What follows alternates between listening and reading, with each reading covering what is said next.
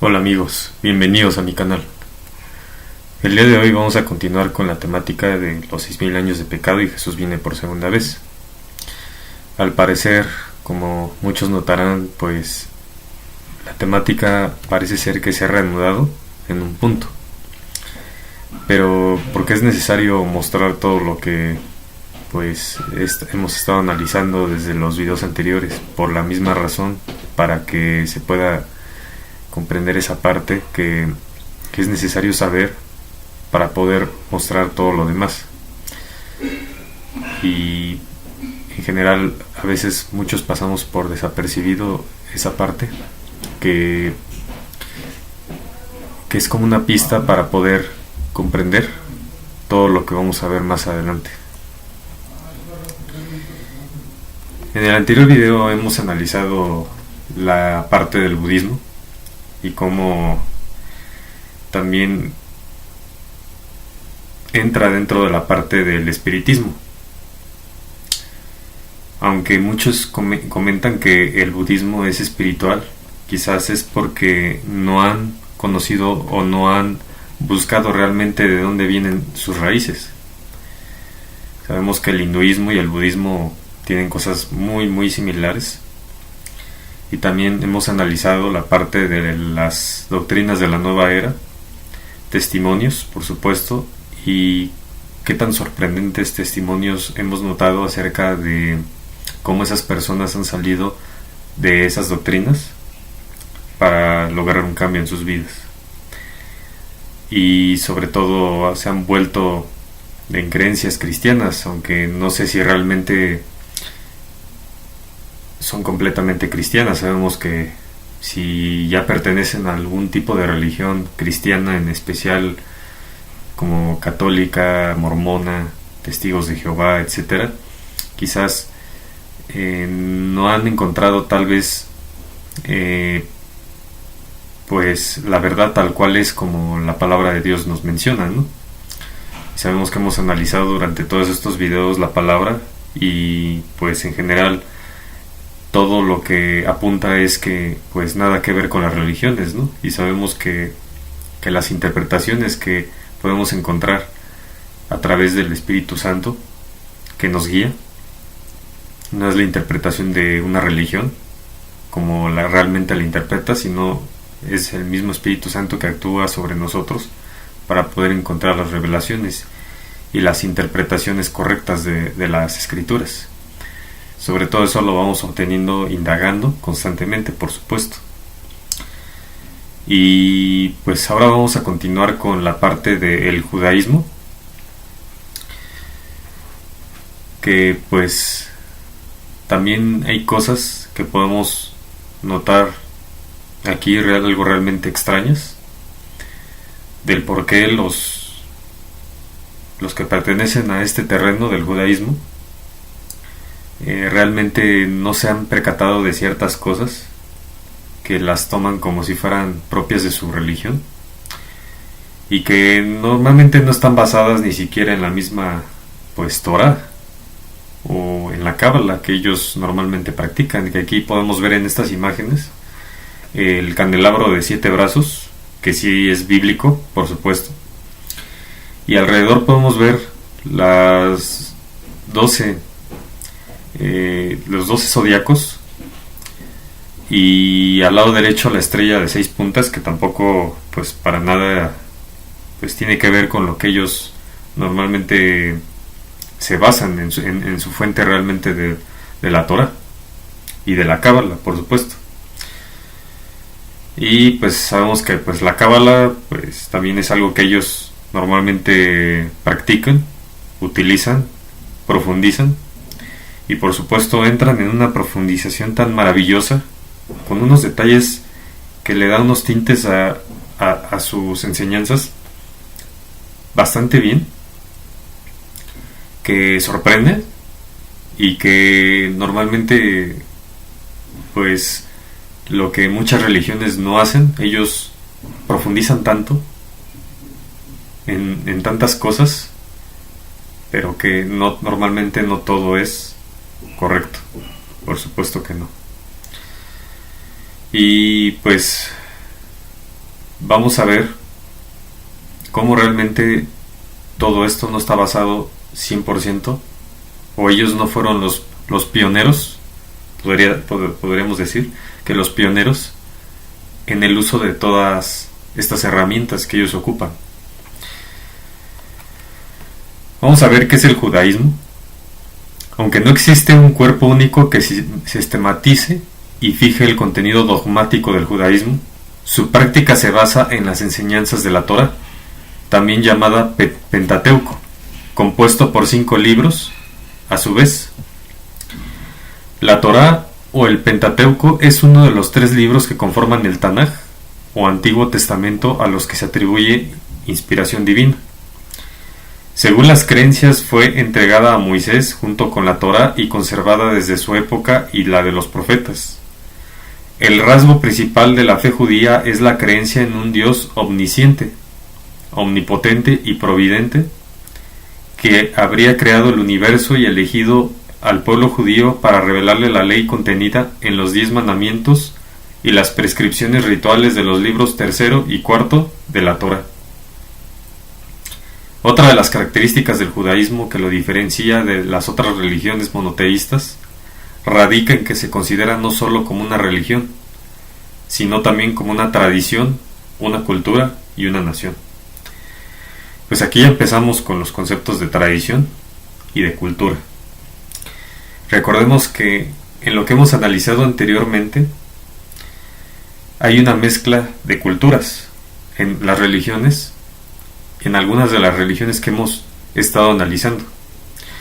Y normalmente esto es así porque pues hay alguien que se ha encargado pues de disfrazar todo eso de cristianismo, como ya lo he mencionado en mis anteriores videos. Textos sagrados del judaísmo. Si bien la Torá constituye el núcleo de la revelación divina, esta contiene otros libros. Los judíos consideran de origen divino a los Nevi'im o libros de los profetas. Y aquí vemos todos los profetas en los que están basados. ¿Qué es el judaísmo y en qué creen los judíos? Vamos a ir hasta esta parte. Dios es el creador de todo lo que existe. Él es uno, incorpóreo, sin un cuerpo, y solo Él debe ser adorado como el gobernante absoluto del universo. Los primeros 5 libros de la Biblia hebrea fueron revelados por Dios a Moisés. Estos no serán cambiados o discutidos en el futuro. Dios se ha comunicado con el pueblo judío a través de profetas. Dios monitorea las actividades de los humanos. Él recompensa a los individuos por buenas obras y castiga el mal.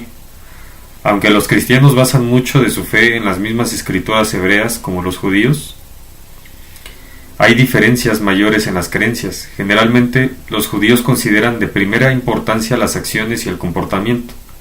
Las creencias proceden de acciones. Esto se opone con los cristianos conservadores, para quienes el creer es de primordial importancia y las acciones son el resultado de esa fe. No se necesita un salvador, ni es necesario como intermediario. Aquí ya vemos otro de los puntos que ellos consideran parte de su fe, pues que no hay un intermediario, simplemente que hay un Mesías. Por eso es que ellos están buscando la forma de que al terminar ese templo puedan recibir a su Mesías. Pero hay muchas cosas por detrás que están aconteciendo actualmente para que ese tercer templo quede terminado, y que posteriormente se posicione alguien, no precisamente el verdadero Mesías, sino otro que se va a hacer pasar por Jesús.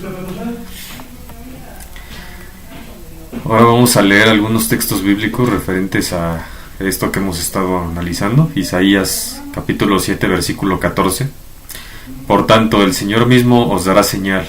He aquí que la Virgen concebirá y dará un hijo y llamará su nombre Emmanuel.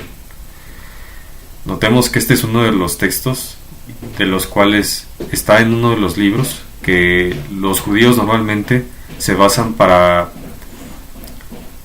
sus propias creencias. Pero vamos a ver el significado que tiene todo esto, porque quizás no sea como ellos normalmente lo interpretan, o quizás están ignorando algo, o quizás no se han dado cuenta de algo. Vamos a Lucas capítulo 1 versículos 31 al 33, que dice: y ahora concebirás en tu vientre y darás a luz un hijo, y llamarás su nombre Jesús.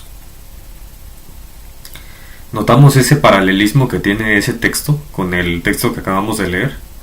Vamos a continuar. Este será grande y será llamado Hijo del Altísimo, y el Señor Dios le dará el trono de David su padre, y reinará sobre la casa de Jacob para siempre, y su reino no tendrá fin. Isaías 9, versículos del 1 en adelante, que dice: mas no habrá siempre oscuridad para lo que está ahora en angustia, tal como la aflicción que le vino en el tiempo que livianamente tocaron la primera vez a la tierra de Zabulón y a la tierra de Neftali, pues al fin llenará de gloria el camino del mar de aquel lado del Jordán, en Galilea de los gentiles. El pueblo que andaba en tinieblas vio gran luz, los que moraban en tierra de sombra de muerte. Luz resplandeció sobre ellos, multiplicaste la gente y aumentaste la alegría.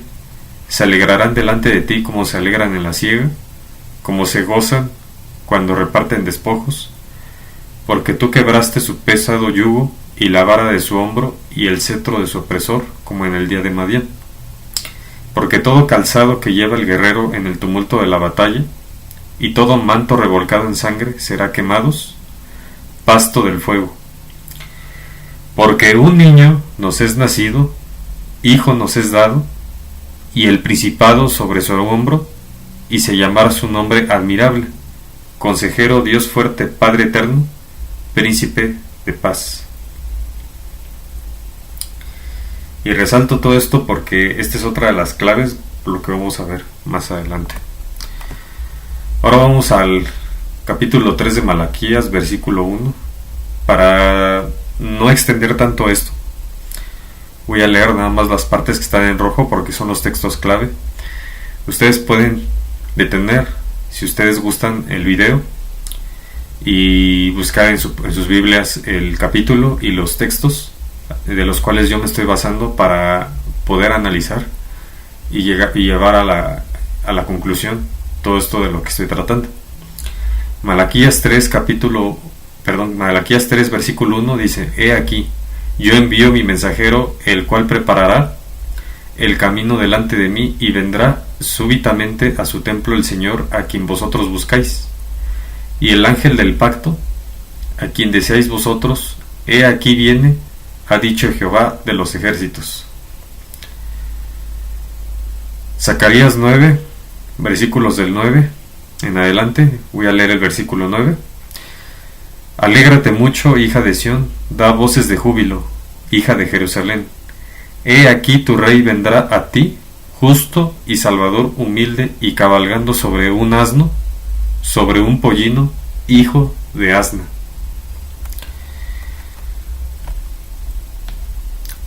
Mateo 21, versículos del 1 en adelante, voy a leer el 2, el 3 y al 5. Diciéndoles: id a la aldea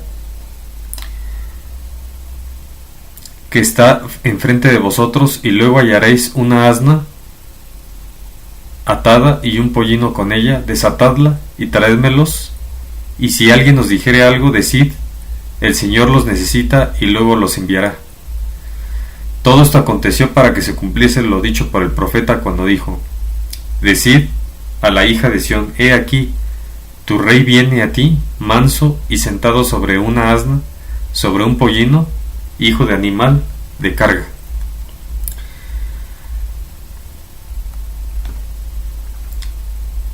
Génesis 14, versículos del 17 al 20. Aquí sobre la parte de cómo Melquisedec bendice a Abraham, pero también menciona acerca de algo simbólico muy importante que más adelante está mencionado en el Antiguo Testamento, en el Nuevo Testamento.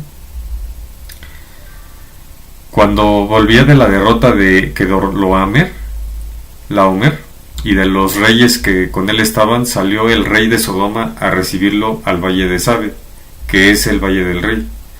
Entonces Melquisedec, rey de Salem y sacerdote del Dios Altísimo, sacó pan y vino, y le bendijo diciendo: bendito sea Abraham del Dios Altísimo, creador de los cielos y de la tierra, y bendito sea el Dios Altísimo, que entregó tus enemigos en tu mano, y le dio a Abraham los diezmos de todo.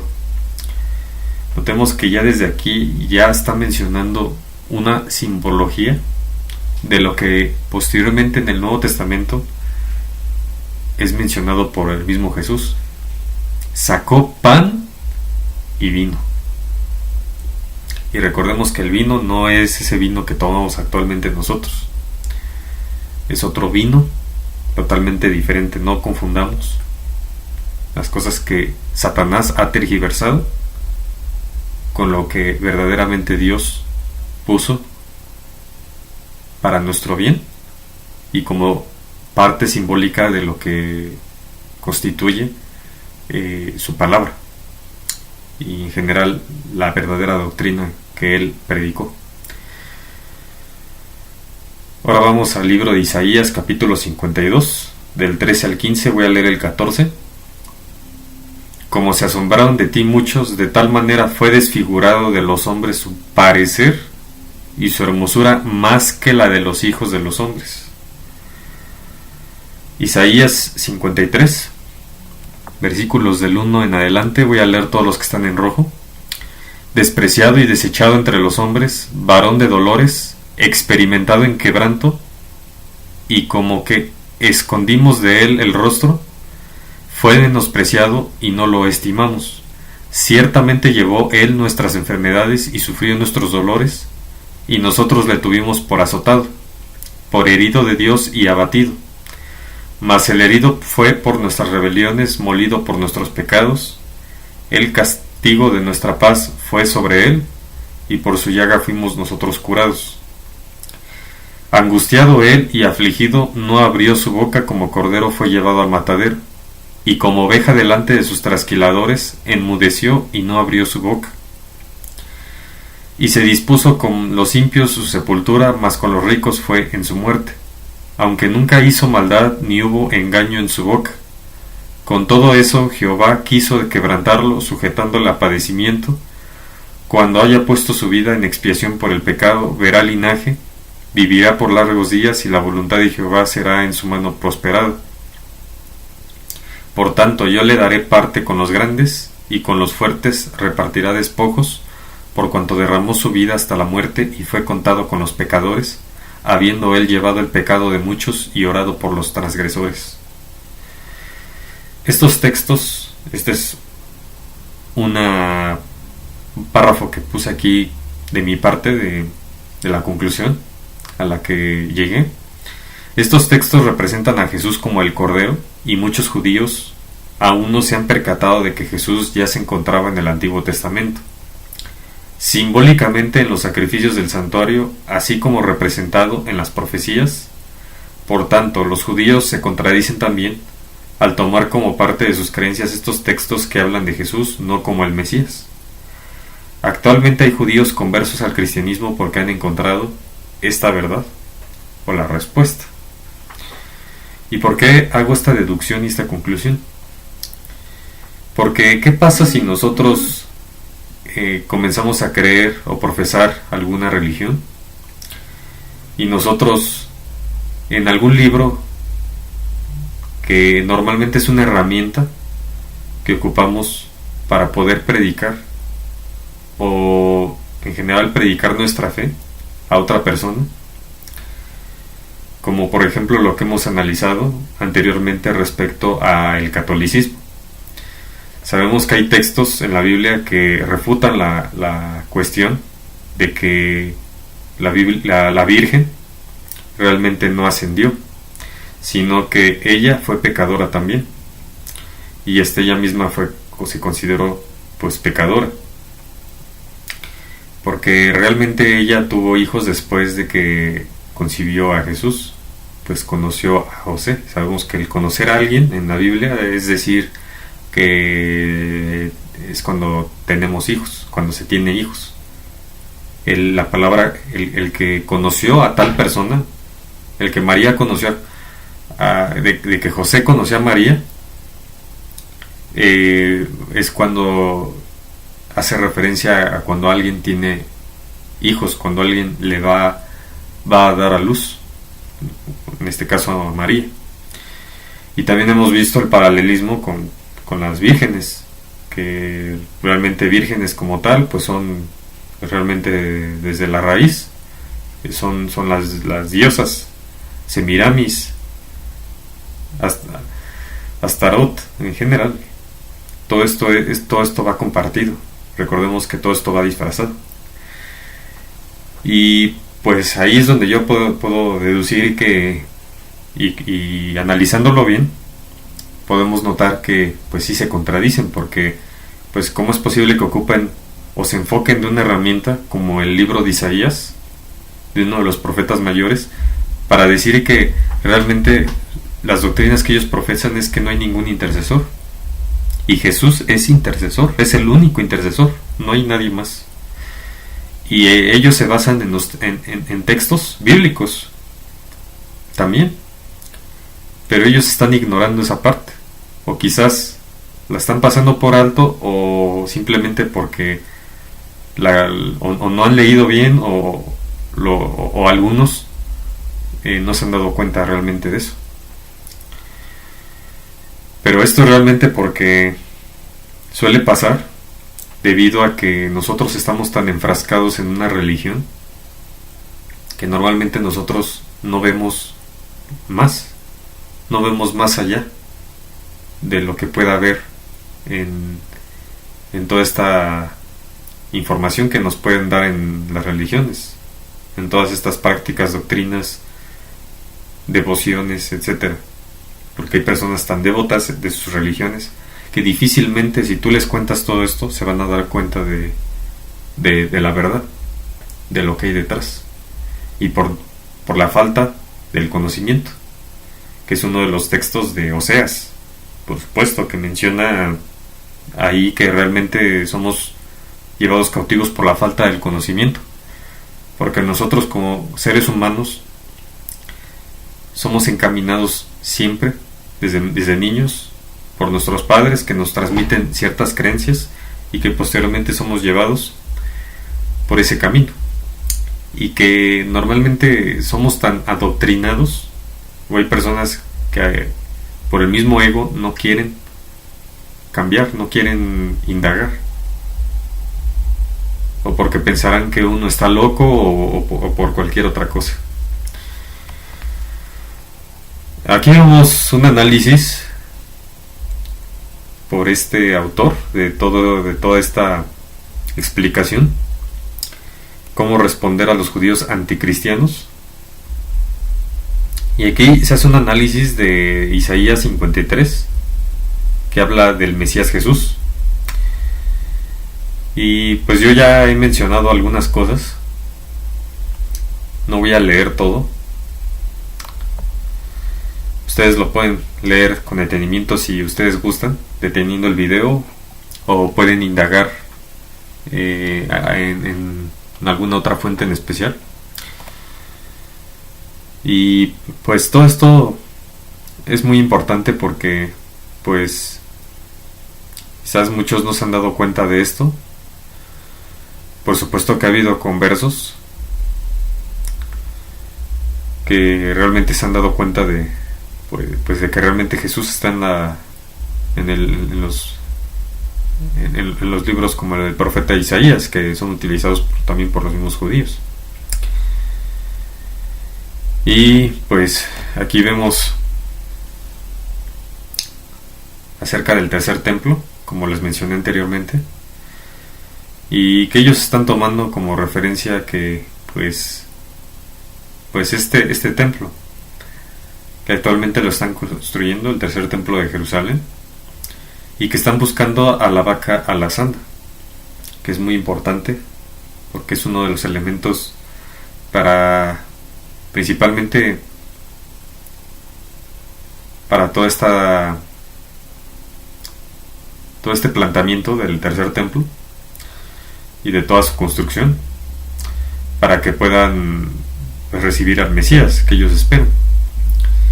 El tercer templo de Jerusalén, desde la destrucción del segundo templo de Jerusalén en el año 70 después de Cristo, los judíos han orado para que Dios permitiera la reconstrucción del tercer templo.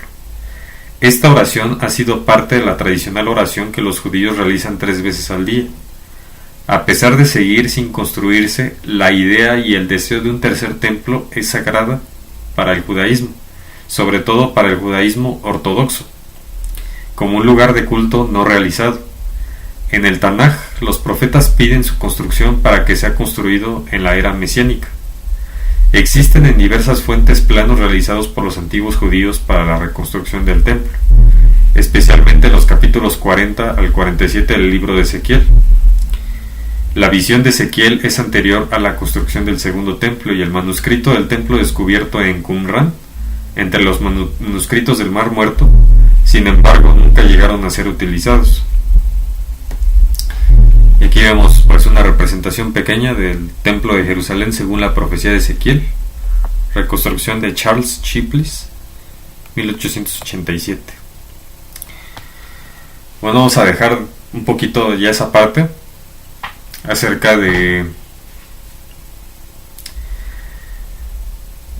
esas profecías que realmente pues ahí se muestra claramente que ahí está Jesús en la profecía, y que pues quizás muchos de los judíos no se han detenido a analizar esta parte, o porque, como es costumbre en muchas religiones, pues predica el pastor, predica el sacerdote o el cura o el quien sea, y normalmente las personas se quedan con lo que el pastor o el cura o el sacerdote menciona. Pues esto es algo parecido, como lo he mencionado, como en la escuela, como la disciplina que debemos tener, principalmente para poder ser autodidactas, el buscar por uno mismo las respuestas a todo esto, y para saber si realmente lo que nos están predicando o lo que nos están enseñando en nuestras congregaciones es realmente cierto. Así, de esa manera, nosotros vamos a encontrar las respuestas, y cada vez nos vamos a dar cuenta de la verdad detrás de todo, y que muchas veces nos chamaquean o nos quieren ver la cara. ¿Por qué?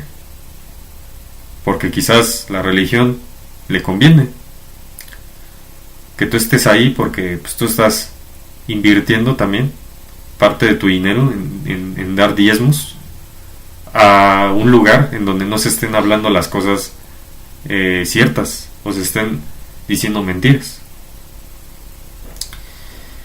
Lo mismo es que en la escuela, cuando un maestro nos enseña las bases, pero nosotros tenemos que profundizar, porque quizás también el maestro se puede equivocar, por supuesto. Y lo mismo puede pasar con las personas que estén congregadas en una iglesia, una religión, etc. Eso es lo que puede pasar. Ahora vamos a ver un poco acerca de lo que es la Cábala. Es una disciplina y escuela de pensamiento esotérico relacionada con los esenios y el judaísmo jasídico. La definición de la Cábala varía de acuerdo a la tradición y los objetivos de aquellos que la siguen, y así su definición difiere desde sus orígenes religiosos como parte integral del judaísmo, o las versiones expuestas por las más recientes adaptaciones esotéricas que indican que forma parte del cristianismo, o la nueva era, o el ocultismo, esoterismo occidental. Notemos con qué está relacionado la Cábala. Vamos a ver más cosas adelante. En la antigua literatura hebrea, la Cábala era el cuerpo total de la doctrina recibida, y las 22 letras del alfabeto hebreo están relacionadas con las cartas del tarot. ¿Notamos esa semejanza que hay de los plagios satánicos con lo de Dios?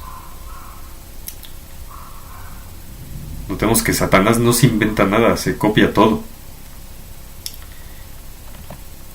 Ahora vamos a ver la definición de esoterismo. El esoterismo abarca un conjunto de prácticas, símbolos y rituales, tales como la adivinación, nigromancia, cartomancia, predicciones, signos zodiacales, por ejemplo, uso de piedras como ámbar, etc. Las corrientes esotéricas orientales, que son la cábala, el sufismo, tantra, taoísmo, vajrayana y el yoga, como ya lo hemos analizado anteriormente, que también está plenamente relacionado con el esoterismo. Y aquí he remarcado la cábala porque pues es algo muy curioso que pues dentro de todas estas corrientes esta doctrina de la cábala.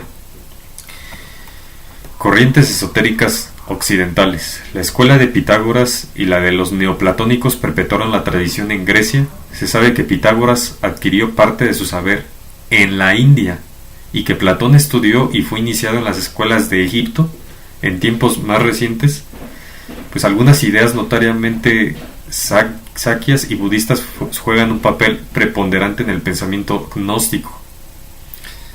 Y aquí vemos todas las ramas: alquimia, antroposofía, francmasonería, gnosticismo, hermetismo, martinismo, orfismo o sistema órfico, pitagorismo, rosacrucismo, teosofía y telema. Y vemos cómo todo esto está relacionado plenamente con la parte esotérica de este terreno que abarca tantas ramas, y cómo todo eso está unido.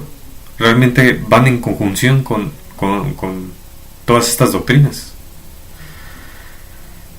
Y aquí vemos el portal del esoterismo, contenido relacionado con esoterismo, espiritualidad, iluminación, iniciación, misticismo, ocultismo, sociedades secretas y tradición. Todo esto está relacionado junto con lo que conocen aquí como el portal del esoterismo, y es algo que pues normalmente muchos no indagan y no se dan cuenta que todo esto viene de una raíz. Recordemos, Egipto está mencionando aquí, es un punto muy importante. Recordemos cómo es que aquellos sirvientes del faraón en el Éxodo, cuando Moisés llegó y confrontó a Faraón por medio de Dios para librar al pueblo de Israel de las manos de Egipto, porque ya estaban siendo tan oprimidos. Y precisamente cuando Moisés utilizó el bastón, del cual se convirtió en una serpiente real, y los sirvientes de Faraón, que igual aventaron bastones, ¿con qué razón? Para poder hacer lo mismo, o sea, para poder pelear contra Moisés. Pero en este caso, pues las serpientes que ellos sacaron de ese bastón al efectuar al efectuar el golpe del bastón, al aventarlo y que salieran todas las serpientes, pues esas serpientes no eran reales, eran una ilusión. Por eso es que muchos de los magos que hacen cierto tipo de artes mágicas les suelen llamar ilusionistas. ¿Por qué les llaman ilusionistas? Porque pues es una ilusión. Nosotros cuando creemos que ya tenemos algo, creemos que ya hemos alcanzado algo y que no lo hemos logrado, se vuelve una ilusión. Porque no lo hemos logrado. Es una ilusión, como cuando anhelamos o nos hacemos la ilusión de querer a alguien en nuestra vida. Es porque soñamos o porque decimos, pues es que si hago este tipo de magia, un amarre o algo, como lo hacen los magos, ellos se hacen una ilusión de que eso va a pasar, de que eso le va a acontecer. Es por eso que cuando una persona que asiste con algún tipo de mago que haga magia negra o magia blanca, como ellos la ocupan, magia blanca para hacer el bien y magia negra para hacer el mal, pues ellos normalmente, al platicar de esto con la persona a la que se le va a dar ese tratamiento, para que esta persona pueda amarrarse a una persona. Pero recordemos, todos este tipo de prácticas, de doctrinas, normalmente, como la magia, no surten al 100% el efecto. Es decir, pueden durar un tiempo, sí, o bastante tiempo, pero en algún momento, pues esto ya no va a servir. No va a surtir el efecto, se va a romper, como muchos llaman en las comedias de brujitas, etcétera. Se rompe el hechizo y ya no surte efecto. Pues precisamente todo este tipo de prácticas pues tienen esa raíz. Pueden funcionar, por supuesto que pueden funcionar, pero pues no todo el tiempo. Y veamos de dónde, precisamente, de dónde se han adquirido todas estas prácticas: de la India, de Egipto, y algunas ideas notoriamente sankhya's y budistas juegan un papel predominante. ¿Qué no es la cábala? Vamos a analizar esto. Yo voy a ir hasta esta parte. Para resumir miles de palabras en una sola oración, la cábala es la sabiduría que nos permite descubrir la fuerza que gobierna toda nuestra realidad. Se trata de una sabiduría ancestral que se remonta a la antigua Babilonia hace unos 4000 años. La cábala nos conduce por medio de su vertiente práctica al alcance del propósito de nuestra existencia y a las respuestas definitivas a las interrogantes de la vida, tales como: ¿cuál es el sentido de mi vida? ¿Por qué y para qué fuimos creados? ¿Cómo entender el mundo en que vivimos y qué hacer para sentirnos más seguros en este mundo? Pues ya vemos de dónde precisamente proviene, de dónde se remonta: de la antigua Babilonia, nada más y menos que de esta cultura, de la cual posteriormente se ha disfrazado de cristianismo y que actualmente está en la Iglesia Católica. ¿Ya notamos cómo todo está relacionado?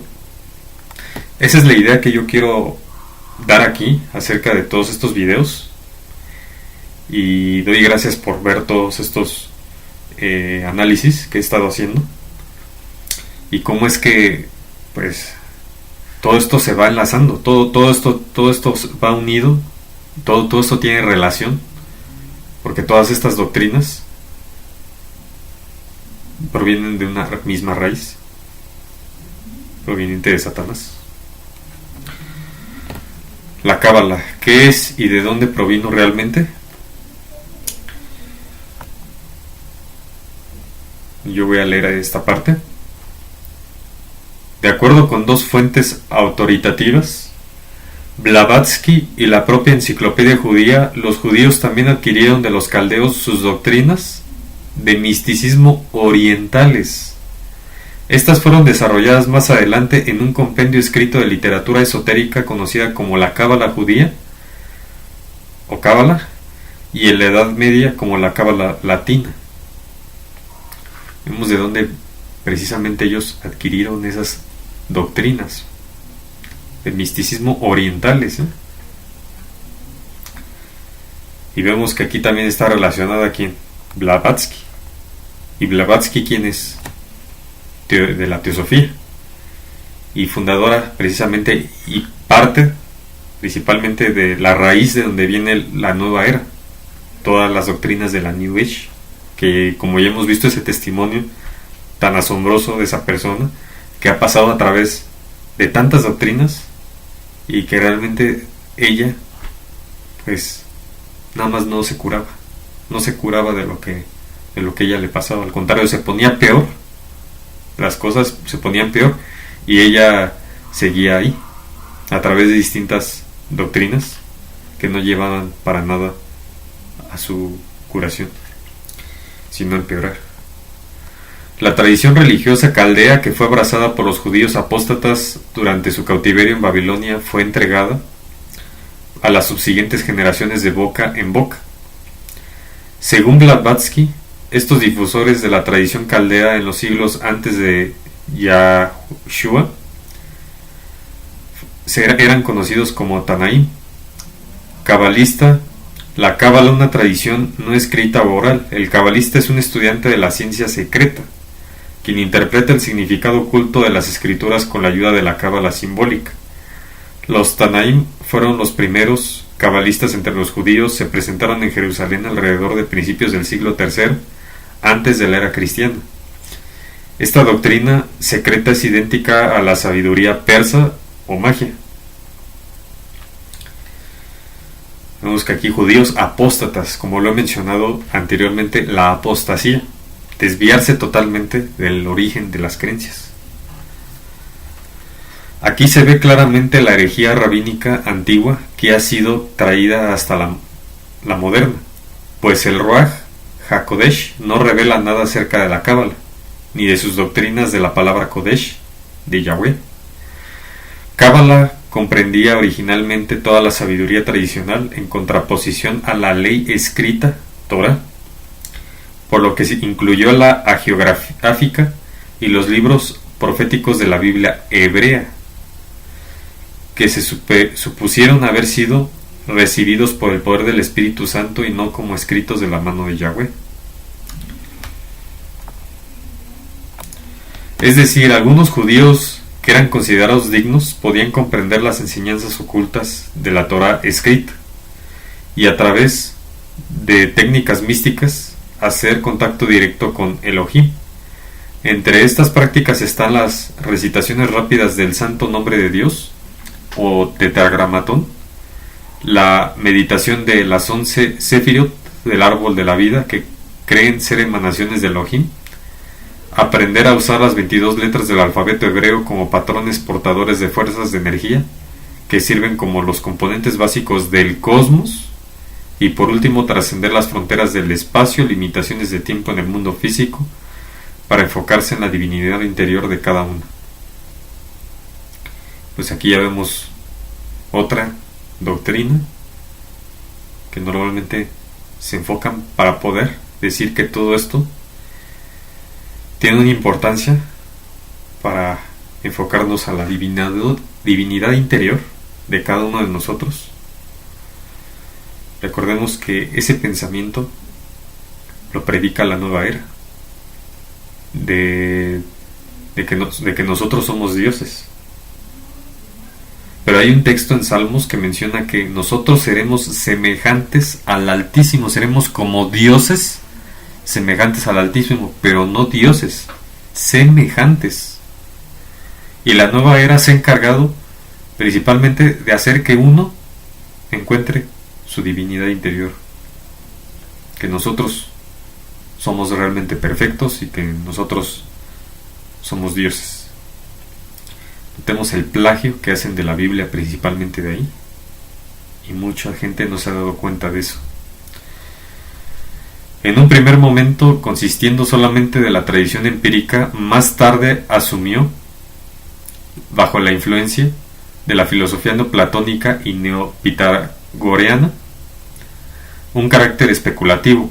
En el periodo giónico está conectada a un texto similar al libro de Mishnah, el Sefer Yetzirah, y constituye el estudio sistemático de los elegidos, llamados Mekubalim, o Java al-Cábala, poseedores o adeptos en la Cábala.